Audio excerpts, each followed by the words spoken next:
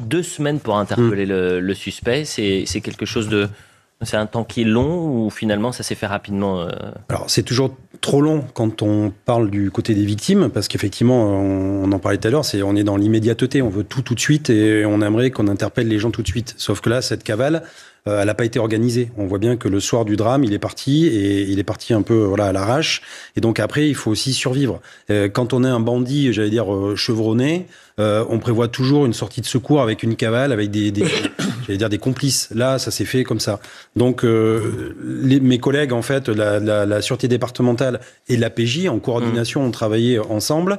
Et justement, on surveillait la communauté, la famille. Et ils ont vu qu'il y avait des va-et-vient entre la France et l'Espagne et que forcément, il faut une logistique. Parce qu'on ne tient pas très longtemps tout seul, sans argent, sans nourriture et sans habits. Voilà. On va côté de la police, où vous aviez des expéditions punitives au lendemain de ce drame.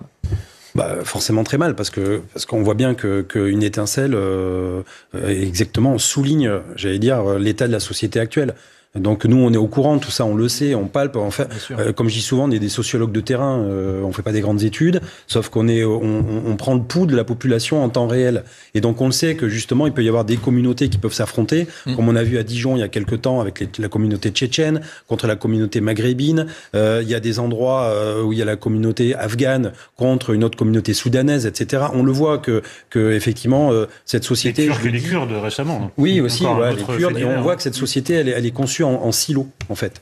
Et chaque personne se donne sa propre identification dans un silo, son appartenance, et au lieu de faire partie, j'allais dire, comme je dis souvent, de la nation, on fait partie d'une communauté. Pas forcément une communauté identitaire, mais en fait, on fait sa propre identité. Et là, du coup, on voit bien que c'est, encore une fois, on oppose encore deux communautés. Alors...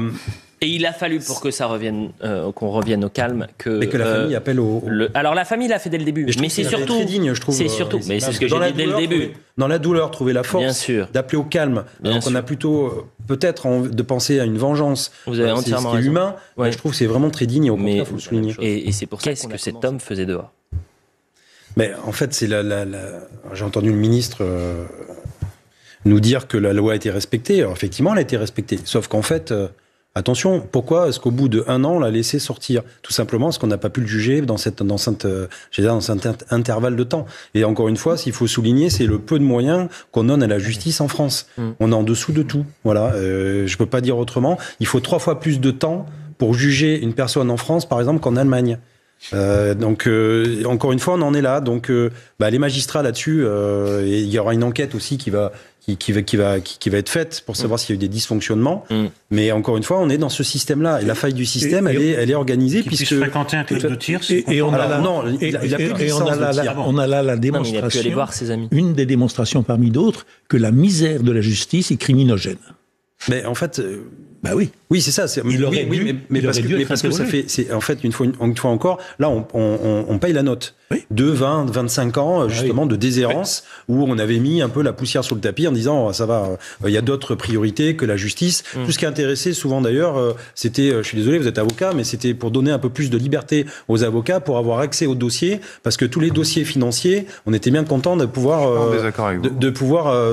mettre le nez dedans et pouvoir se défendre. C'est pas antinomique. Non, pas du tout. Mais du coup, les réformes de la justice, ça a plutôt été fait dans ce sens-là. Voilà, pour permettre, puisque vous avez aussi la crainte de représailles avec des gens qui squattent et qui sont effectivement dans l'extrême violence.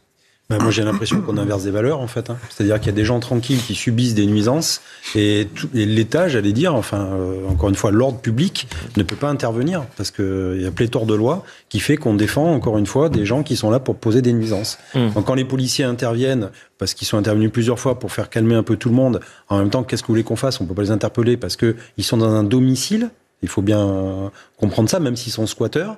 Donc on n'a pas tous les droits et donc on en arrive justement à des règlements de compte, on en arrive à la marche du sommeil parce qu'ils ne sont pas arrivés par hasard. Il y a encore une fois peut-être derrière une victime qui est locataire d'un appartement qu'elle voudrait louer et qu'elle ne peut pas. Et là-dessus, encore une fois, la justice, j'allais dire, est très longue parce que il y a un système qui protège les squatteurs. C'est comme ça. Oui, mais c'est quelque chose qu'on ne peut pas comprendre dans des pays anglo-saxons, par exemple. Moi, j'avais une amie qui avait souffert de ça, qui était néo-zélandaise, qui avait acheté un appartement à Saint-Denis. Pendant 2 ans, elle a eu des squatteurs. Elle m'avait même demandé d'intervenir. Je ne pouvais pas plus que ça, puisque on obéit à la loi. Mais du coup, pendant 2 ans, c'est elle qui a payé les loyers pour des gens qui ont saccagé son appartement. Et elle me disait qu'elle, en Nouvelle-Zélande, ça ne serait pas du tout passé comme ça. Mais c'est-à-dire Chez elle. Dans les quartiers, il y a des contrôles d'identité qui sont faits. Oui, bien sûr. Alors, nous, on monte du doigt parce que soi-disant, on organiserait des contrôles aux faciès, alors qu'en fait, on tolère, les habitants des quartiers tolèrent de se faire contrôler par des délinquants et de montrer une quasi-identité. Enfin, je veux dire, c'est ce qu'on appelle Jean-Christophe Couvi, secrétaire national unité SGP Police. Ça reste un traumatisme, cette soirée, pour les forces de l'ordre? Alors, j'allais pas dire. Alors pour les forces de l'ordre, oui, parce que quelque part, encore une fois, on nous montre du doigt, alors que nous, on a des décisionnaires aussi.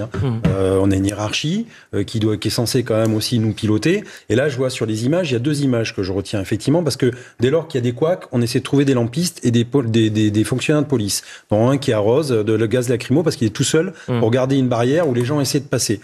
Donc voilà. Donc ça, celui-là, je veux dire, il a été traduit, ce collègue-là, en discipline parce que justement, on estimait que c'était un mauvais fonctionnaire. Et de l'autre côté, je vois aussi des policiers qui viennent aider un jeune gamin pour lui nettoyer les yeux parce qu'il avait pris des gaz lacrymogènes. Et ça, c'est cette humanité-là aussi que je veux souligner. Et donc, à la fin, on avait un préfet de police et nous, notre syndicat, on était les seuls à pointer du doigt la gestion de cet événement par le préfet de police. Et tout le reste, silence radio.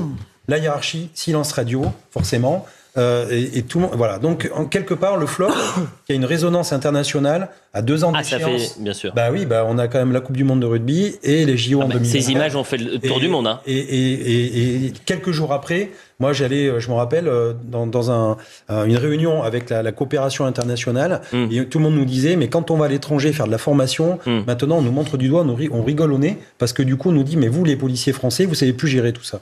Et quand je le disais.